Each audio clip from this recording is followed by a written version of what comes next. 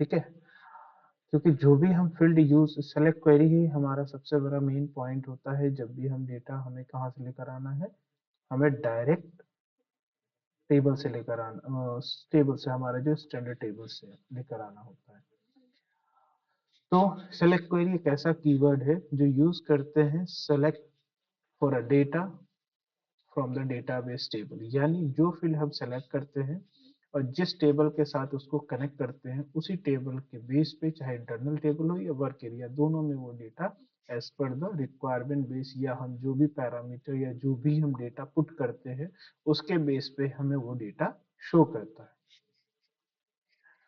अब मान लीजिए अगर मेरे पास एक टेबल के वन टेबल है जो कस्टमर मास्टर का है। उसमें अगर हम 4 फील्ड लेते हैं और 4 फील्ड में मैंने ये कर दिया है कि सिर्फ सिटी, जो हमारा सिटी है, अगर इंडिया का सॉरी कंट्री है जो इंडिया का है डेटा, तो मैंने पैरामीटर भी सेट किया जो मैंने इनपुट दिया कि हम इंडिया का लेकर आएंगे डेटा, तो वो सिर्फ इंडिया का डेटा लेकर आएगा। तो डेटाबेस में जितना डेटा होगा उतना हम लेकर एक बार में आ सकते हैं या एक एक करके आ सकते हैं, पर वो रिक्वायरमेंट उस बेस पे होता है कि जहाँ जिस चीज की जरूरत, उसी के बेस पे हम इंटरनल टेबल यूज करते हैं, वर्क एरिया यूज करते हैं। तो जो हम बनाने वाले हैं, तो हम बेस इंटरनल टेबल के बेस पे हम डेटा लेकर आएंगे। तो हम बल्क में डेटा लेकर आएंगे, जिसमें हमारा सेलेक्ट क्वेरी क्या काम करता है, सेलेक्ट स्टार। स्टार का मतलब ये होता है कि आप जो टेबल यूज कर रहे हो उसका टोटल फील्ड लेकर आ रहे हो। अदरवाइज अगर ये F1 F2 यानी ये फील्ड के एग्जांपल है, मान लीजिए मैं 4 फील्ड का डेटा लेकर आना चाहूँ तो 4 फील्ड का डेटा ही आएगा। 5 फील्ड का डेटा लेकर आऊंगा, 5 फील्ड का डेटा आएगा। उसके बाद फ्रॉम टेबल का नाम, जो भी टेबल का नाम है, इनटू इंटरनल टेबल और वर्क एरिया। वेयर के बाद जो भी हम फील्ड देते हैं उसमें जो डेटा हम पास करते हैं, यानी वही उसी बेस पे डेटा। मान लीजिए मैंने बोला कि एनी 1, उसमें अगर मैंने लैंड 1 एक फील्ड है जो कंट्री को डिनोट करता है, मैंने यहाँ लैंड 1 रखा और यहाँ पे जो वैल्यू दूंगा उसी के वैल्यू पे वो डेटा लेकर आएगा। तो ये इसका एक सिंटेक्स है। तो अब हम इसको यूज करते हैं।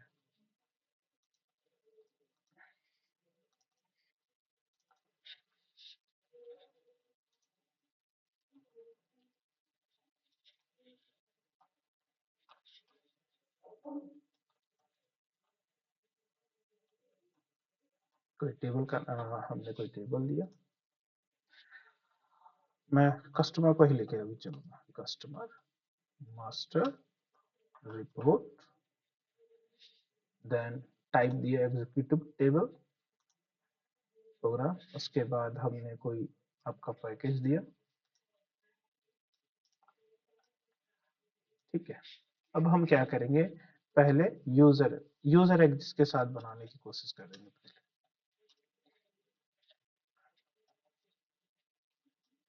ये हमारा नॉर्मल सिंटैक्स है जो हमें लिखना पड़ता है।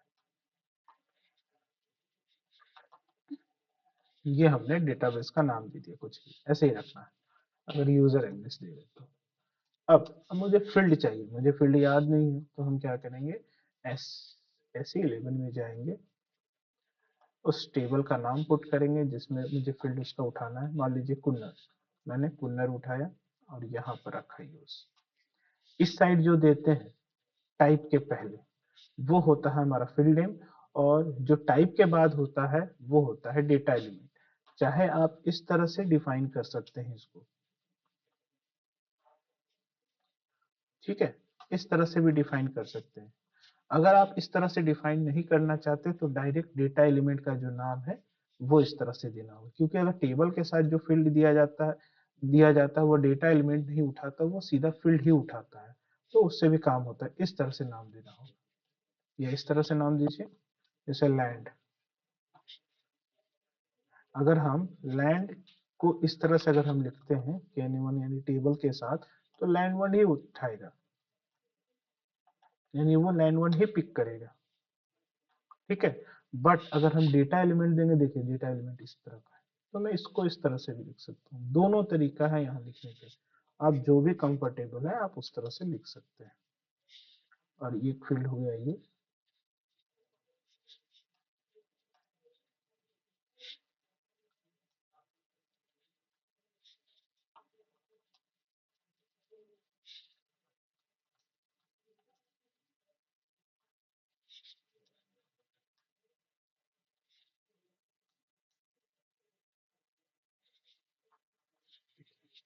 अब हम इसको प्रीटी प्रिंट करेंगे ताकि ये आपका जो भी सिंटेक्स का जो लेंथ है, जो लिखने का तरीका, वो मॉडिफाई हो जाता है, ये ब्यूटीफाई भी कह सकते हैं इसको। एक्टिव एरर चेक करने के बाद कोई इशू नहीं है। अब हम इसका internal table and work area define करेंगे।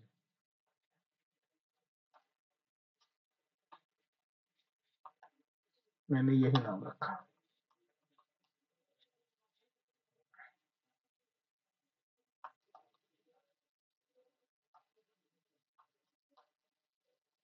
एलएस कर दिया वर्क एरिया जगह लिखने का। ये एलएस भी कर सकते हैं, जीएस कर सकते हैं, डब्ल्यू ए कर सकते हैं।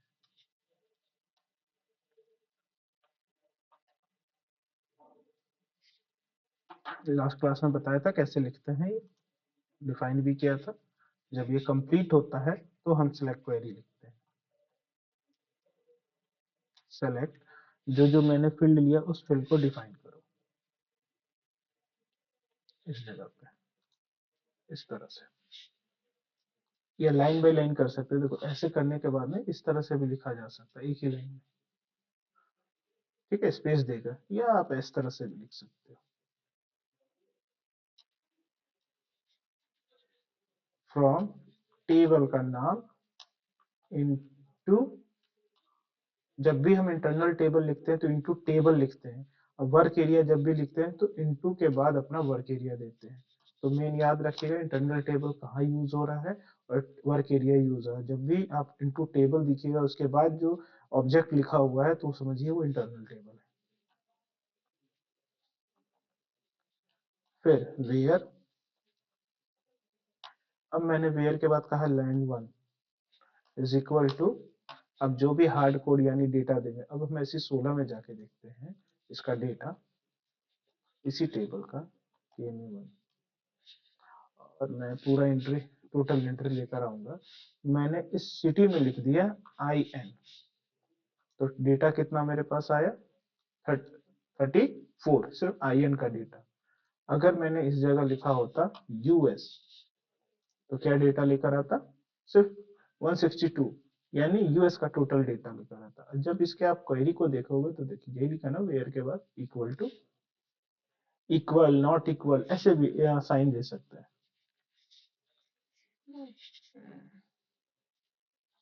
मैं IN का डेटा लेकर आ रहा हूं। ठीक है, अब अब मेरे पास डेटा आ गया तो हम चलाएंगे लूप, LT LS। ठीक है, अब उसके बाद हम राइट स्टेटमेंट लिख देते हैं डिस्प्ले करने के लिए। हम ALB में कुछ और लिखा जाता है, अभी हम क्लासिकल पे ही चल रहे हैं।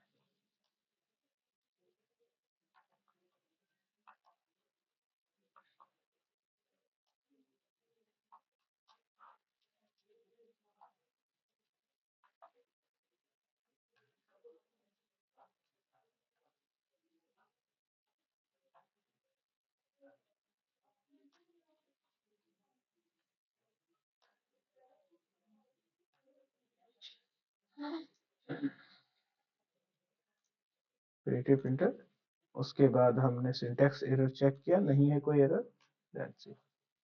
अब हमने डीबग यहाँ लगाया, यहाँ से हम डेटा चेक करेंगे, यहाँ से डेटा कैसे फ्लो हो रहा है। एग्जीक्यूट करते हैं। अभी आप देखोगे इंटरनल टेबल में 4 फील्ड है पर 0 डेटा दिख रहा है। जैसे ही मैंने इसको रन किया, एक स्टेप आगे बढ़े, कितना आया 34। और अपने आप इस डेटाबेस से चेक करोगे IN का डेटा कितनी एंट्री आ रही है, मैं वो भी सिलेक्ट कर लेते हैं इसको, सॉरी सिलेक्ट 1 2 3 और 4 फील्ड, और इसमें मैंने लिखा था IN। कितने डेटा आ रहे हैं 34, और मेरे पास यहाँ पे कितने डेटा आ रहे हैं 34। इसके अंदर आप देखोगे तो 34 ही 1000 10 1 लाख हो गया ना 10। अब यहाँ भी देखो, यहाँ आप करोगे, चेक करना पड़ेगा। हाँ 30 नहीं, ये डेटा चेक कर लेते क्या इसमें मेरा वो डेटा है कि नहीं। दिखाने के लिए, है ना। ठीक है। अब ये जब लूप चलेगा तो कितने टाइम चलेगा ये लूप? 34 टाइम या 10 टाइम, कितनी टाइम चलेगा या 4 टाइम? ये लूप कितनी बार उस ब्लॉक में वो घूमेगा? 34 टाइम घूमेगा या 4 टाइम घूमेगा? यानी वो फील्ड वाइज रीड करता है या डेटा वाइज रीड करेगा?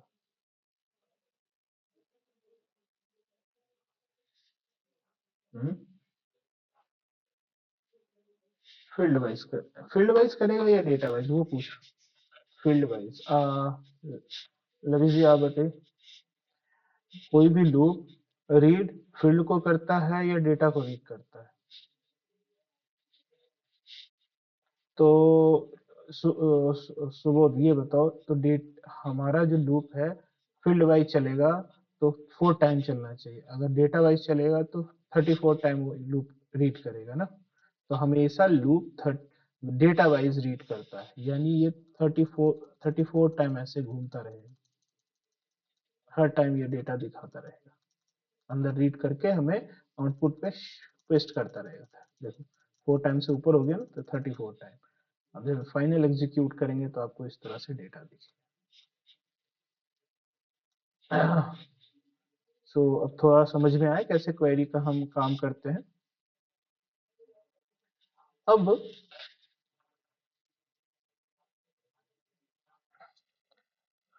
हाँ, अब मैं एक और इसका सिनेरियो एक और दिखाता हूँ। अब मैं डायरेक्ट यूजर एग्जिस्ट नहीं लेता, पूरा डेटा उठा के लाऊंगा, पूरा का पूरा, पूरा फील्ड उठा के लाऊंगा, पूरा डेटा उठा के लाऊंगा, वो भी देखिएगा।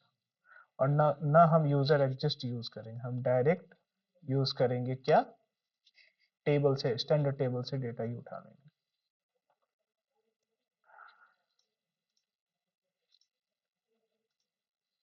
तो लिखने का तरीका थोड़ा चेंज हो जाएगा। जैसे मैंने डायरेक्ट यहाँ से लिया L T one table standard. जब भी हम डायरेक्ट स्टैंडर्ड से टेबल से डेटा, इंटरनल टेबल से डेटा लाएंगे, तो बिना सेलेक्ट कोई भी किसी भी तरह का कोई भी हम यूजर एग्जिस्ट ना यूज करके, तो हम डायरेक्ट स्टैंडर्ड सिंटैक्स यूज करेंगे, जो कि हमने आपको लास्ट टू लास्ट क्लास में भी इसके बारे में मैंने डिस्कस किया था, और आपको वीडियो भी भेजे थे। आप इसके सिंटैक्स को यहाँ पे देख सकते हो। यस, वर्क एरिया तो हमेशा वैसा ही रहेगा, उसमें कोई चेंजेस नहीं।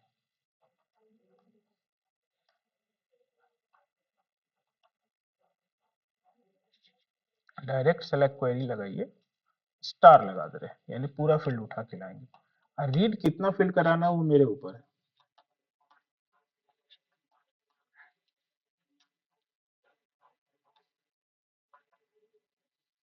अब मैं वेयर कंडीशन नहीं लगाऊंगा, यानी मेरे पास जितना डेटा होगा इसमें बिना वेयर कंडीशन के, यानी मेरे पास बिना वेयर कंडीशन के ये और ये, अब मैं इसको टोटल एग्जीक्यूट करूंगा तो मेरे पास 300 वन वन थर्ट 13 होगा। ठीक है, 313 डेटा आ रहा है। ठीक है, और कितने फील्ड से आप देख सकते हो, मल्टीपल्स फील्ड से। तो अब हम इसको हिट करते हैं यहाँ से, बट मैं लूप में तो सारे फील्ड को डिफाइन नहीं कर पाऊंगा। ठीक है, करने को तो बहुत लंबा चला जाएगा। तो मैं चाहता हूँ सिर्फ 4 ही फील्ड का डेटा है इसके अंदर, या 2 फील्ड का डेटा है। जितने फील्ड का डेटा हमें चाहिए उतना हमें राइट करना पड़ेगा। राइट में जो फील्ड भी हम दिखाएंगे उतने फील्ड का डेटा हमें शो करेगा।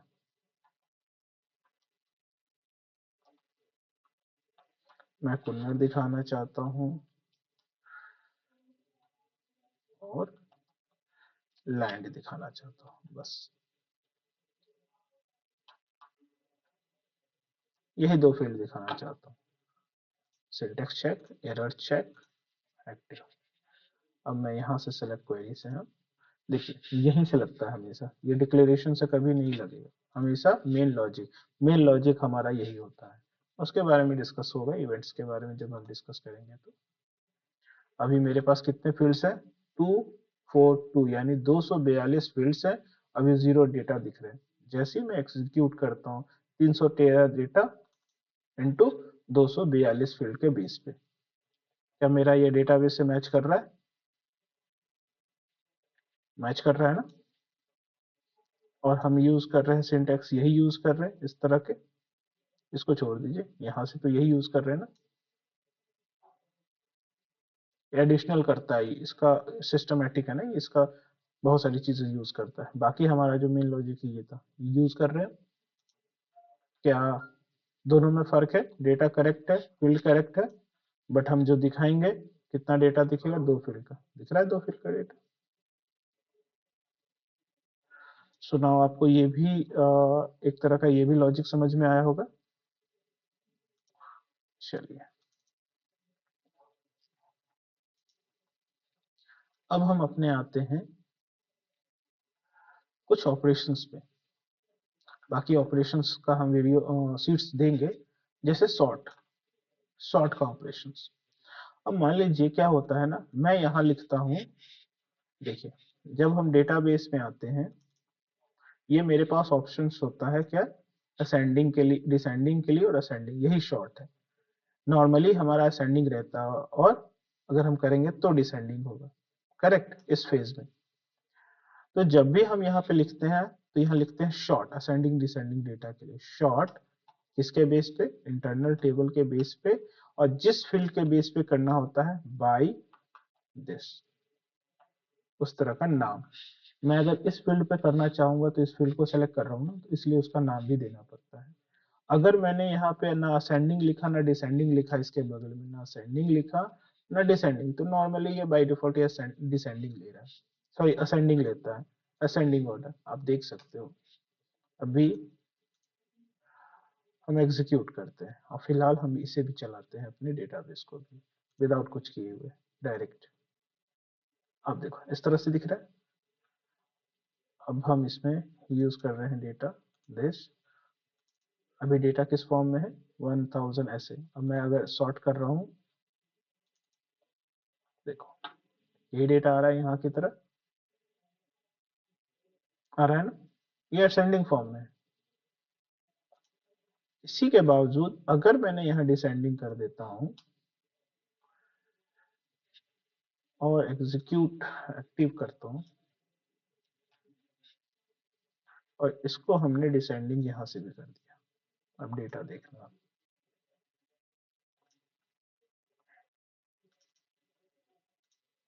अभी तो किस फॉर्म में है? इस तरह से, है ना। अभी जैसे ही मैंने इसको चलाया, डेटा का रेंज उस तरह से नहीं है, बट ये डिसेंडिंग ऑर्डर में हुआ, जैसे यहाँ भी होता है। तो इस डेटा ऊपर नीचे है इनका, इनके बेस पे, तो ये इस फॉर्म में आएगा। ये हुआ डिसेंडिंग फॉर्म।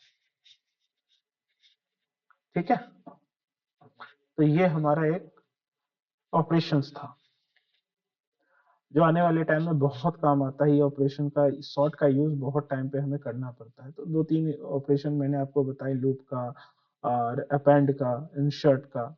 इंसर्ट अभी बचा हुआ है।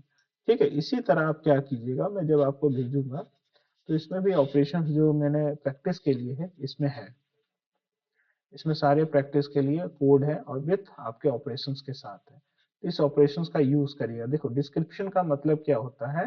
डिस्क्राइब करने का मतलब जितने लाइन, यानी कितना मेरे पास डेटा है इसमें टोटल, इसमें कितने डेटा है। अगर मैंने इस जगह पे लिख दिया, जैसे सिंटैक्स कहता है हमारा, पहले तो हमें डिक्लेयर करना होगा एक, क्या होता है, एक वेरिएबल डिक्लेयर करना होगा जिसमें ये बता सके काउंट, कितना काउंट, काउंट टाइप टीचर। और उसका सिंटैक्स कहता है describe internal table line item, इसमें डेटा बताएगा, और इसके बाद इसको प्रिंट भी कर सकते हैं। मान लीजिए मैंने लिखा describe table LT understand line LV count, यानी मेरे इस इंटरनल टेबल में कितना डेटा। और इसको आप यहाँ पे डिफाइन दिखा भी सकते हो, प्रिंट भी कर सकते हैं हम इसको। लूप के बाहर करिएगा, ये यहाँ लूप के बाहर होगा, राइट।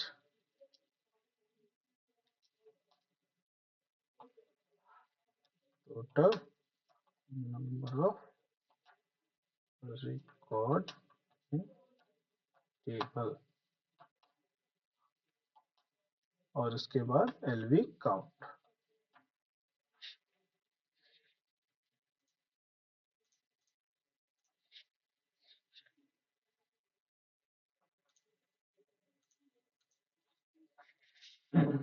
अभी हमारे हिसाब से कितना डेटा आ रहा है, 3। अब इसमें डेटा तो नहीं है, जैसे ही मैं डिस्क्राइब करता हूँ मेरे पास कितना टोटल आया रिकॉर्ड, 313। मैच कर गया। तो ये एक था हमारा डिस्क्रिप्शन का। उसी तरह आप यहाँ पे यूज कर सकते हैं सभी को, और पढ़िएगा। और इसको बनाने का काम आप ही का है कि आप इसको सारे ऑपरेशंस को खुद पढ़ना है आपको, और खुद ही इसको कंप्लीट करना है, क्योंकि सारा कुछ मैंने एग्जांपल दिया है और यहाँ पर उसका आपका थ्योरी है। इसके नीचे सभी चीजों की थ्योरी है, कुछ एग्जांपल भी है, इंसर्ट का काम क्या होता है, ये सब। ठीक है, जो ना समझ में आएगा वो हम बताते जाएंगे फिलहाल। ठीक है, जितना आपसे ऑपरेशंस कंप्लीट होता है ऑपरेशंस कंप्लीट कीजिएगा। अब आगे का टॉपिक क्या है, एक मिनट, इसमें सारा टॉपिक खत्म हो गया और कुछ टाइम, इस पेज का तो मैंने सब कुछ बता दिया आपको। अब ये बंद, इसका अब ये ओपन स्क्रॉल को मैं अभी देखता हूँ क्या है।